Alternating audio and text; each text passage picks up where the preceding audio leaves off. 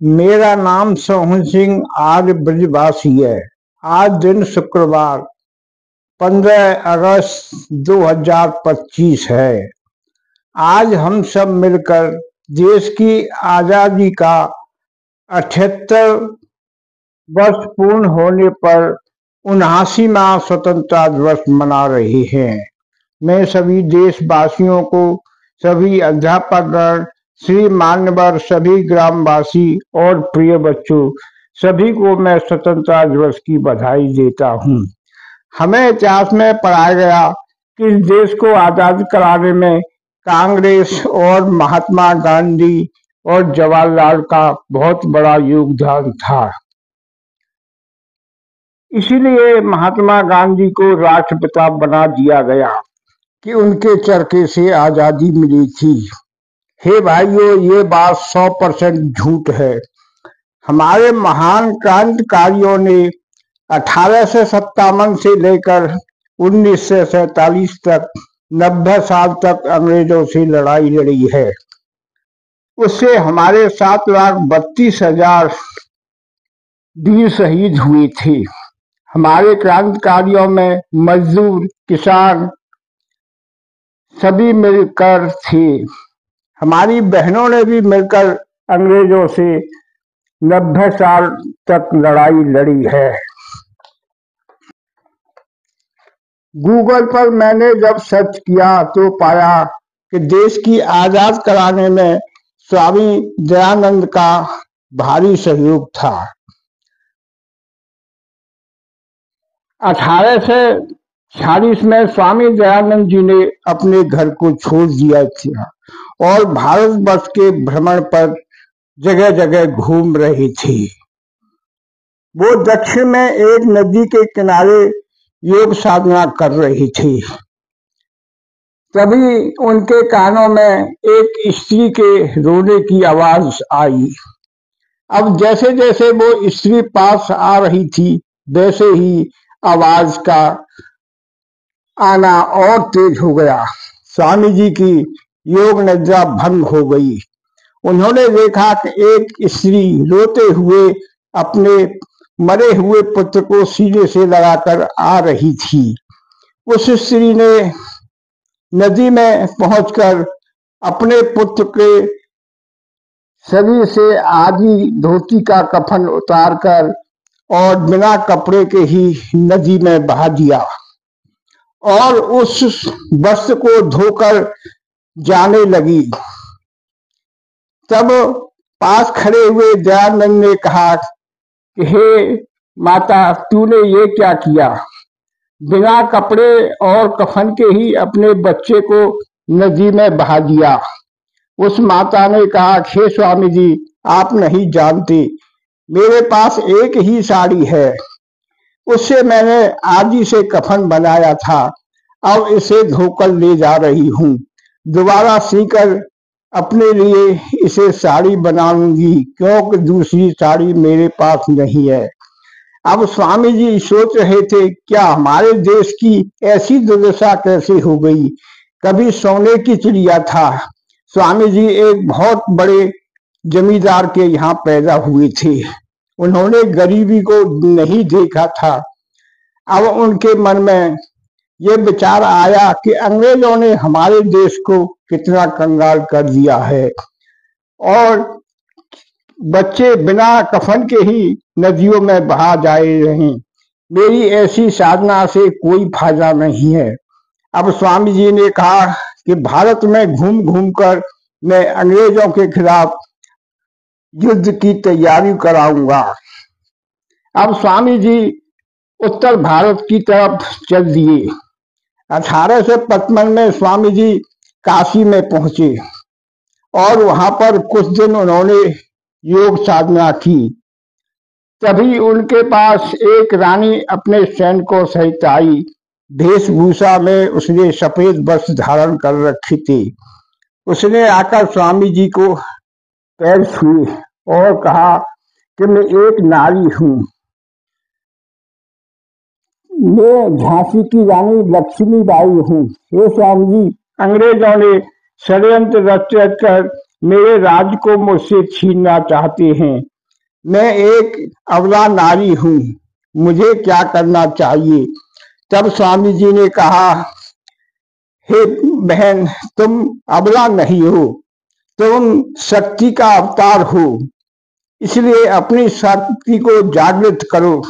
तुम वह कार्य कर सकती हो जो कभी अनेक वीरांगनाओं ने पहले किया था, इसलिए अभी से युद्ध की तैयारी कर दो। अगर तुम जीत गई तो राज भोगोगी, अगर तुम वीरगति को प्राप्त हो गई तो तुम्हें संसार में एक देवी के स्थान पर पूजा जाएगा जो अंग्रेजों के खिलाफ लड़ी थी।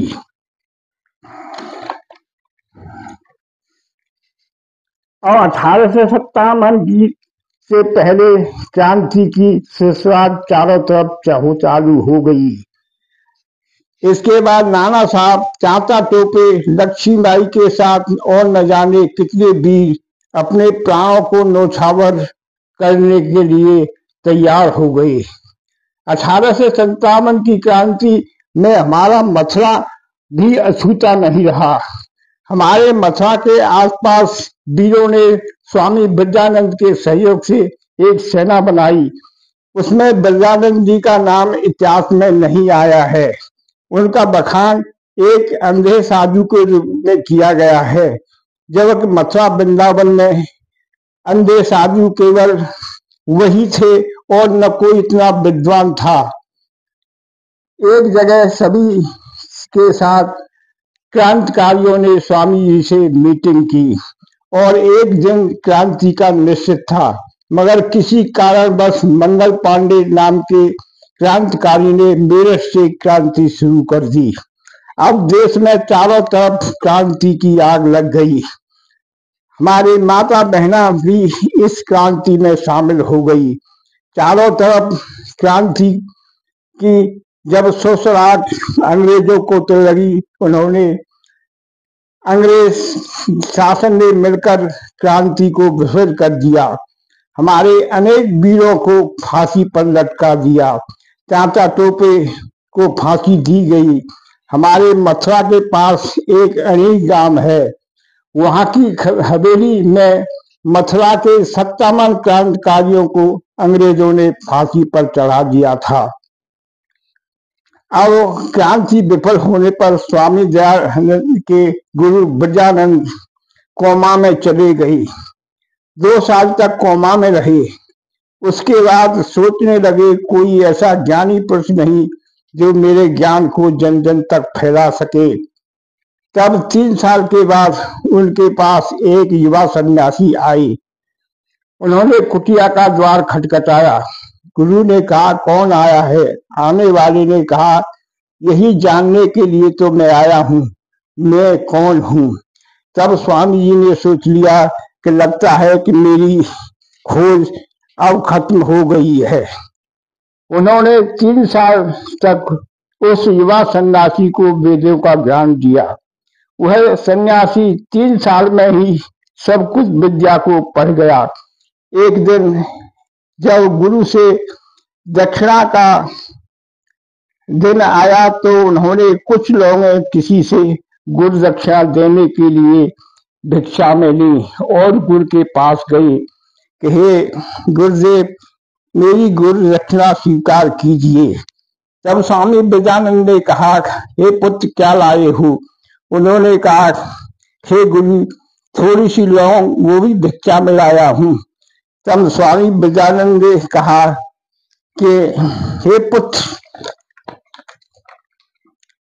इतने कम लोगों से मेरा कर्जा नहीं चुकेगा। मैंने जो तुम्हें शिक्षा दी है उसके लिए तुम्हें अपना सारा जीवन मेरे पास गिरवी रखना पड़ेगा। तब स्वामी दयानंद ने कहा, हे मैं आज से वचन लेता हूँ, हे गुरुजी, जो तुम कहोगे मैं वही काम करूंगा।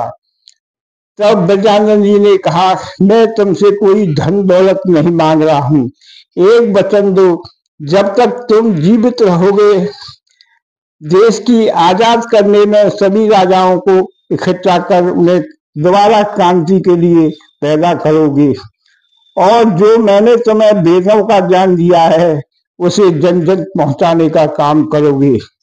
तब स्वामी दयानंद जी ने कसम खाकर अपना क्रांति शुरू कर दी। वो जगह जगह जाकर वेदों का प्रचार करते और लोगों को देशभक्ति का पाठ पढ़ाते।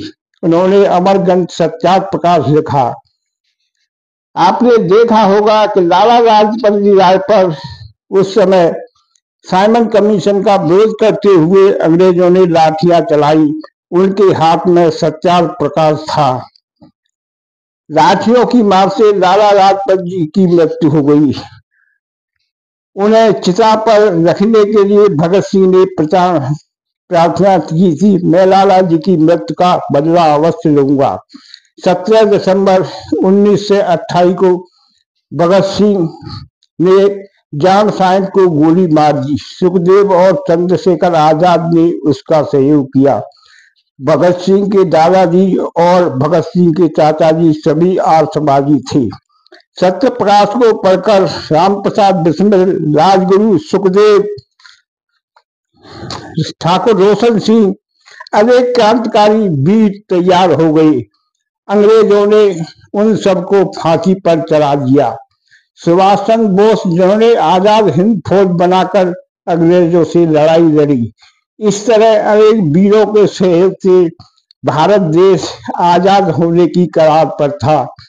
फिर अंग्रेजों ने मिलकर महात्मा गांधी से एक चाल चली। उन्होंने कहा कि हम अब इंग्लैंड जाना चाहते हैं, सारा श्रेय हम तुम्हें देना चाहते हैं। तुम्हें हमको लिखकर देना होगा कि इतिहास में कभी भी क्रांतिकारियों को महिमा मंडित नहीं करोगे, उन्हें डाकू और चोर ही बताओगे। इस शर्त पर हम तुम्हें देश की बागडोर सौंप रहे हैं। महात्मा गांधी ने स्वीकार कर ली। अब अंग्रेजों का यहाँ से सामान जाने लगा। अब महात्मा गांधी ने एक चाल चली कि प्रधानमंत्री बनाने के लिए उन्होंने दो मुख्य को शामिल कर लिया। एक में जिन्ना थे, दूसरे में जवाहरलाल नेहरू।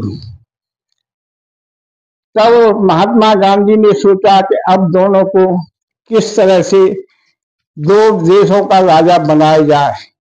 जो भूल धृतराष्ट्र ने महाभारत में की थी कि अपने पुत्र दुर्योधन को राजा बनाने के लिए राज्य के दो भाग कर दिए थे, वही भूल महात्मा गांधी ने की। इधर जिन्ना को प्रधानमंत्री बनाना था और दूसरे जवाहरलाल को प्रधानमंत्री बनाना था। उन्होंने देश के 3 टुकड़े कर दिए। इस प्रकार जिन्ना पाकिस्तान के प्रधानमंत्री बने और जवाहरलाल को भारत का प्रधानमंत्री बना दिया गया। जब सरदार वल्लभ भाई पटेल की योग्यता उनसे ज्यादा थी। यह बात हमारे एक स्वतंत्रता सेनानी को पसंद नहीं आई, जिसे हम नाथूराम गौड़ के नाम से जानते हैं। उन्होंने 1948 में गांधी जी को गोली मार दी, क्योंकि उनकी नीतियों से देश को बहुत नुकसान होने जा रहा था। इस तरह से कांग्रेस ने उन्हें फांसी पर चढ़ा दिया। कांग्रेस ने 50 साल राज किया। 50 साल में उन्होंने ऐसे ऐसे कानून बनाए जो मुसलमान के हित में थे। उन्होंने 25 साल तक एक मुसलमानों को शिक्षा मंत्री का बनाए रखा, जिससे भी हिंदुओं का सारा इतिहास था वो खत्म कर दिया गया और मुसलमानों को महिमा मंडल करके उन्होंने क्रांतिकारियों का इस देश की आजादी में कोई सह सब कुछ खत्म कर दिया। अब देश को असली आजादी 2014 में मिली, जब एक गरीब घर के को प्रधानमंत्री बनाया गया और उत्तर प्रदेश में एक ऐसे योगी को मुख्यमंत्री बनाया गया जिनकी छवि अति स्वच्छ थी। अब दोनों मिलकर देश के लिए काम कर रहे हैं। भारतवर्ष 2000 साल पहले राजा विक्रमादित्य के जमाने में सोने की चिड़िया था, अब वह फिर से सोने की चिड़िया बन जाएगा। फिर हम इस देश को आर्यावर्त, अखंड भारत, वैदिक राष्ट्र या सनातन राष्ट्र बना देंगे। हिंदू नाम गुलामी का प्रतीक है, इसलिए इस देश को हिंदू राष्ट्र बनाने का सपना छोड़ दो, क्योंकि हिंदू राष्ट्र बन भी गया तो गुलामी का प्रतीक होगा। अभी सभी भाइयों से अनुरोध करता हूँ, ये देश का नाम आर्यावर्त रखो, अखंड भारत रखो, भारतवर्ष रखो, वैदिक राष्ट्र रखो, सनातन राष्ट्र बनाने का प्रयास करें। ऐसा करके हम सभी प्रसन्नता होगी कि हमारे पूर्वजों का सपना साकार हुआ।